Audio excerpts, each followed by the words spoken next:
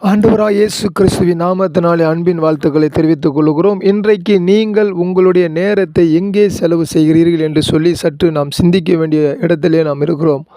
சங்கீதக்காரர் சொல்லுகிறார், சங்கீதங்களின் புஸ்தகம் 42வது சங்கீதம் 1வது வசனம் 2வது வசனம் சொல்லுகிறது. திருப்பாடல் 42வது சங்கீதம் 1வது வசனம் 2வது வசனம் சொல்லுகிறது. பாருங்க, மானானது நீரோடைகளை வாஞ்சித்து கதறுவதைப் போல தேவனே என் ஆத்துமா உம்மை வாஞ்சித்து கதறுகிறது.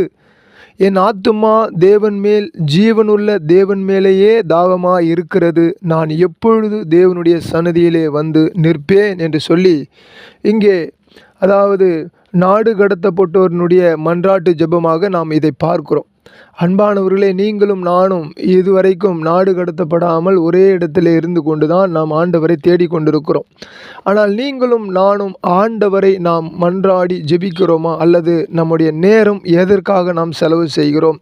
கலைமான் நீரோடைகளுக்காக ஏங்கி தவிப்பதை போல, கடவுளே என் நெஞ்சம் உமக்காக ஏங்கி தவிக்கின்றது.